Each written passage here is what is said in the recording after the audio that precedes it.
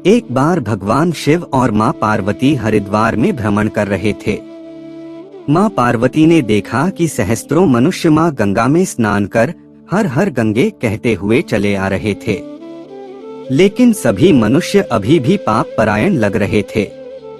माँ पार्वती भगवान शिव से पूछती है कि प्रभु, क्या अब गंगा पाप धोने में सक्षम नहीं रही? प्रभु ने पूछा, पार्वती तुमने ऐसा सवाल क्यों किया? माँ पार्वती कहती हैं कि प्रभु, इन सभी मनुष्यों के पापों का अंत क्यों नहीं हुआ? भगवान शिव मुस्कुराते हुए कहते हैं कि पार्वती, गंगा तो अभी भी सर्व समर्थ है, लेकिन इन सभी ने पापनाशिनी गंगा में स्नान नहीं किया ही नहीं। माँ पार्वती विस्मित होकर बोली, प्रभु अभी तो गंगा में स्नान कर इन लोगों के शरीर भी नहीं सूखे और आप कह रहे हैं कि इन्होंने पापनाशिनी गंगा में स्नान नहीं किया। भगवान शिव ने कहा, पार्वती मैं कल तुमको इस बात का भेद बताऊंगा। अगले दिन प्रातः बारिश होने लगी और सभी रास्ते पानी और कीचड़ से भर गए। भगवान शिव एक वृद्ध का रूप बनाकर एक गड्ढे में ऐसे बैठ गए कि मानो वह इसमें गिर गए हैं और उनसे वृद्धावस्था के कारण निकला भी नहीं जा रहा। उन्होंने माँ पार्वती को समझाया दिया कि तुम गंगा स्नान कर आते सभी मनुष्यों को सुनाकर कहना कि मेरा पति इस गड्ढे में गिर गया है। मेरे पति सर्वथा निष्पाप आत्मा है और कोई निष्पाप पुण्यात्मा है उनको बाहर निकल सकती है। अगर कोई व्यक्ति निष्पाप है तो वही मेरे पति को बाहर निकालने के लिए हाथ लगाएं। लेकिन अगर कोई निष्पाप नहीं हुआ तो उसका शरीर जलकर भस्म हो जाएगा।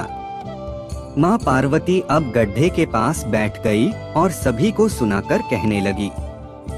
हर कोई सुंदर स्त्री को प्रलाप करते हुए देखकर रुक जाता। एक सुंदर स्त्री को वेदना में देख हर कोई उनकी मदद के लिए तैयार हो जाता। लेकिन जैसे ही वह वृद्ध वेशधारी भगवान शिव को बाहर निकालने के लिए हाथ बढ़ाने लगते, माता पार्वती तुरंत उन्हें टोक देती। वह कहती, मेरे पति सर्वथा निष्पाप आत्मा है और कोई निष्पाप पुण्यात्मा है उनको बाहर निकल सकती है। अगर तुम निष्पाप हो तो मेरे पति को बाहर निकालने के लिए हाथ बढ़ाना। मैं तुम्हें पहले ही चेतावनी दे देती हूँ कि अगर तुम निष्पाप नहीं हुए तो तुम्हारा शरीर जलकर भस्म हो जाएगा। इतना सुनते ही हाथ आगे बढ़ाने वाले हाथ पीछे कर लेते, क्योंकि उनको लगता था कि हमने जीवन में कभी ना कभी तो पाप किया ही होगा। दूसरे उनके मन में आता है, इस बुढ़े के लिए क्यों अपनी जान जोखिम में डालने। इस तरह सुबह से लेकर संध्या हो गई, हजारों लोग स्नान कर चले गए, लेकिन किसी ने भी वृद्ध को निकालने की हिम्मत नहीं की। शाम के समय एक युवक हाथ में लोटा लिए वहां से गुजरा तो माँ पार्वती ने उसको भी अपनी पूरी बात सुना दी। जब वह मदद करने के लिए हाथ बढ़ाने लगा तो उससे भी वही बात कही जो अब तक वहां से गुजरे हजारों लोगों को कही थी। अगर तुम सर्वथा निष्पाप हो तो ही मेरे पति को हाथ लगाना, नहीं तो तुम भस्म हो जाओगे। वह युवक बोला, माता मैं अभी तो पतित पावनी गंगा में स्नान करके आया हूँ और गंगा स्नान के पश्चात तो सभी पाप नष्ट हो जाते हैं। मैं अभी आपके पति को बाहर निकालता हूँ। उसने हाथ बढ़ाकर वृद्ध के रूप में भगवान शिव के बाहर निकाल दिया। भगवान शिव और माँ पार्वती ने उसको अपने वास्तविक स्वरूप के दर्शन दिए।